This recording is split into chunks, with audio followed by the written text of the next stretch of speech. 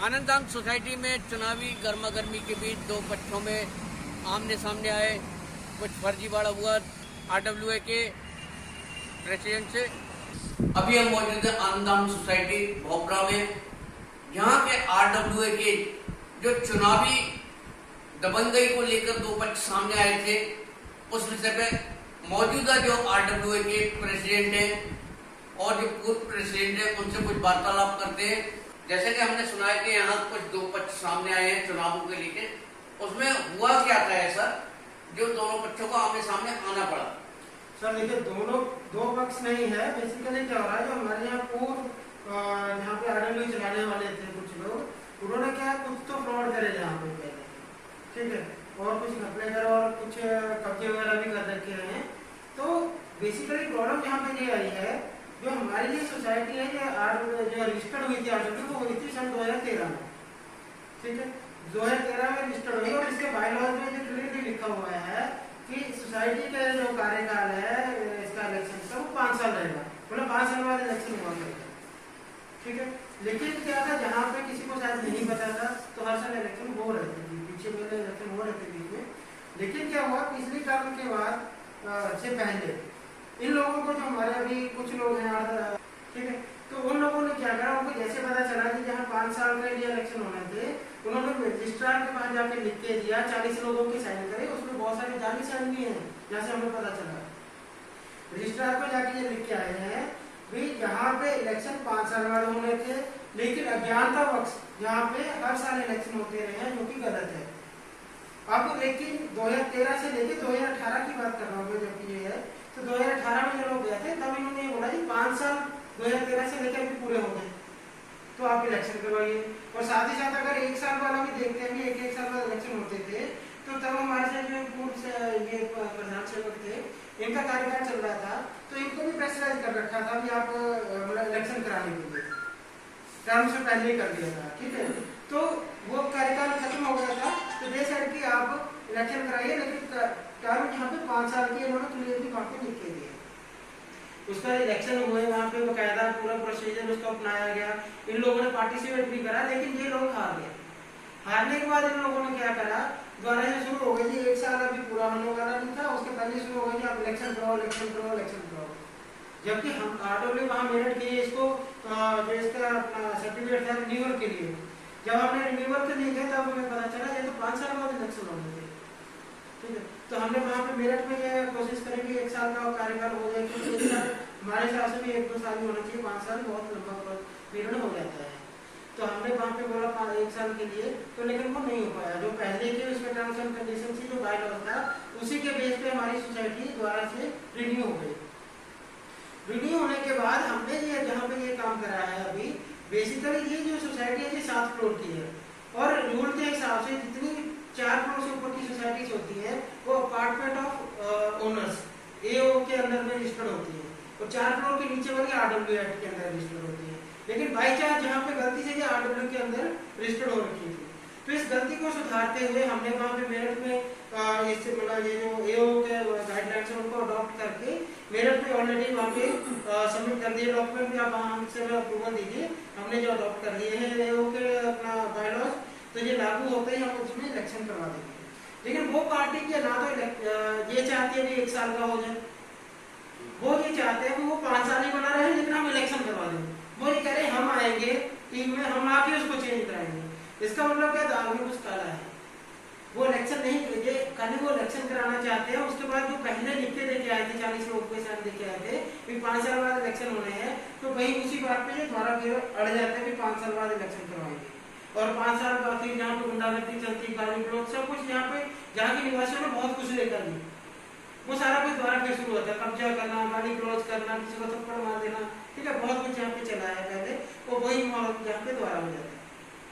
इन्हीं सब लोग चीजों को रोकने के लिए ही हम लोग आगे आए थे। और हम ये लोग क्या चाहते हैं कि बिना बायलॉ चेंज किए यहाँ पे इलेक्शन करवा दिए जाए, ताकि ये लोग आए पावर में जाए, जैसे भी करके बहुत कुछ धांधलेबाजी पहले भी करी है। और ऐसे इन्होंने क्या करा, अभी रिसेंटली क्या करा, फर्जी साइन करे लोगों के, मेरे पास डिटेल मैं आपको दिखाऊंगा। तो कुछ फर्जी साइन करके लोगों के इन्होंने दिखा दिया जहाँ पे एक जीबीएम हुई थी, उस जीबीएम में ये जो आरडब्ल्यू है इसको भंग कर दिया गया है और इलेक्शन करवाने की एक डेट इन्होंने निश्चित कर दी। पहले तो फरवरी में रखी कोई डेट, लेकिन क्या हुआ उसके बाद जैसी लेटरबाजी शुरू हुई तो उन्होंने वो विड्रॉ कर दिया चुपचाप, कोई इलेक्शन नहीं हुआ, कुछ नहीं हुआ। दोबारा फिर उन्होंने 8 मार्च की एक डेट रखी, ये 8 मार्च को इलेक्शन होंगे। हमने उसका विरोध भी करा, हमने अपना डीएम को भी लिखा और इवन हमने कहा मेरे पे रजिस्ट्रार को रिटर्न में दे के आए हैं, सारा कुछ है, ठीक है। लेकिन इनकी ये जो इलीगल हरकतें हैं ये बंद नहीं हुई, ठीक है। तो इन्होंने क्या करा, हमने इसमें कोर्ट में भी डाल दिया, ठीक है। लेकिन इन्होंने क्या करा, चुपके से वो एक दिन इलेक्शन कराए 8 मार्च को, जहां बैठ के आरडब्ल्यू ऑफिस के सामने बैठे इलेक्शन करवाए और कुछ लोकल लोगों को साथ में लाया, ठीक है। और कुछ रेजिडेंट्स को जबरदस्ती साइन करा लिया, इलेक्शन वो करवा लिया, वोट डलवा लिया। और कुछ जो जहाँ के कराए जा रहे हैं, या इवन जो बाहर से किसी को बुला के वोट डलवा के ऐसे फर्जीवाड़ा करा और उसके बाद कहते हैं जी हमें चार्ज दिया।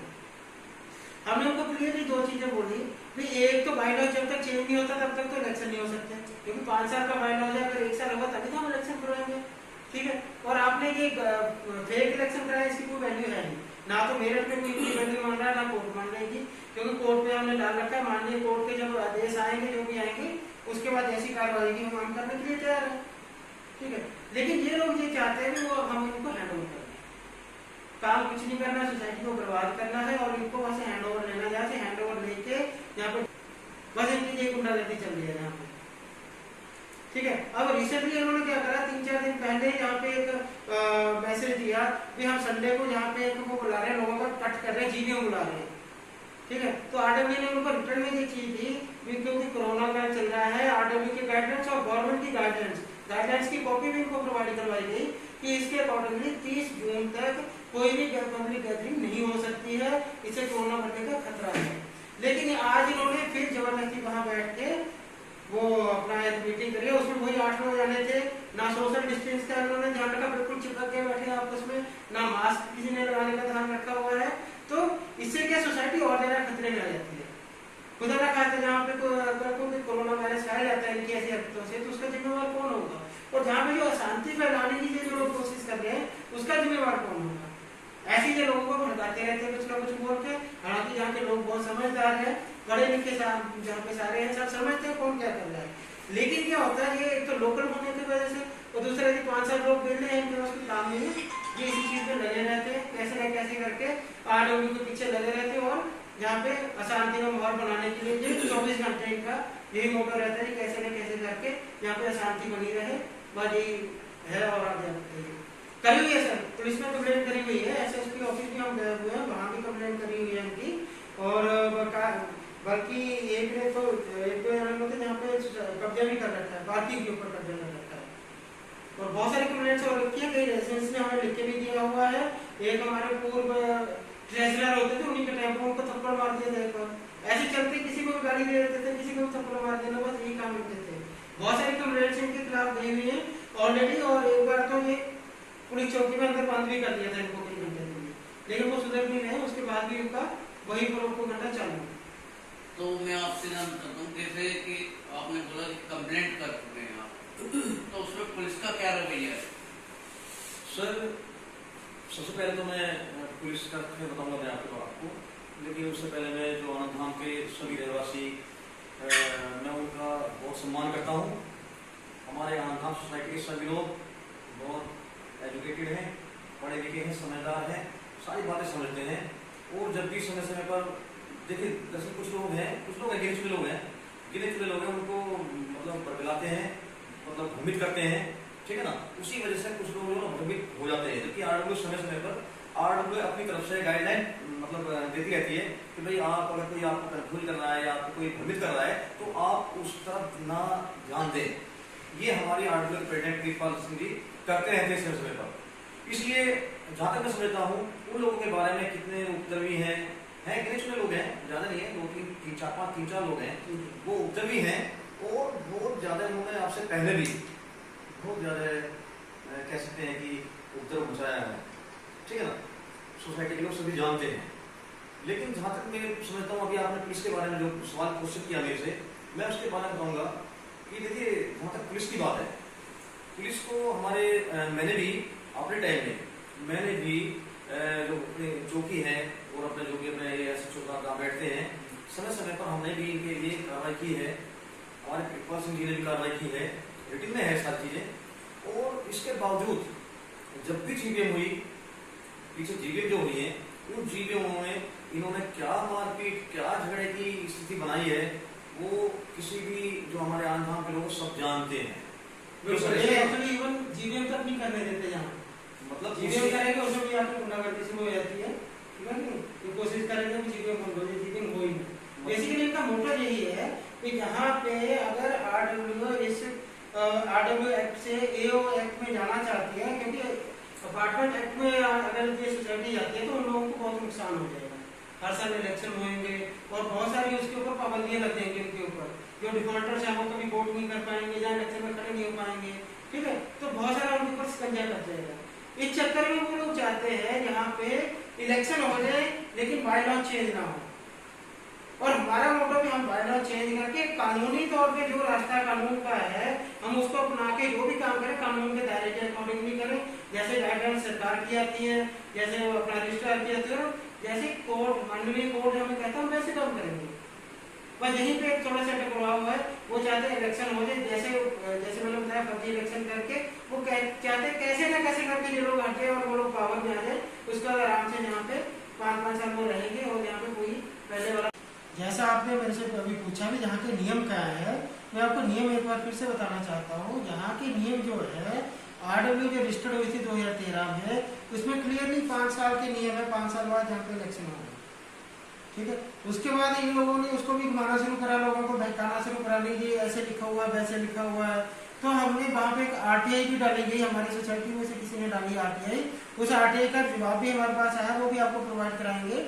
उस आरटीआई में भी क्लियरली लिखा हुआ है, उसमें क्लियरली लिखा है सोसाइटी के बायलॉज के अकॉर्डिंगली जहाँ पे 5 साल बाद इलेक्शन होने हैं।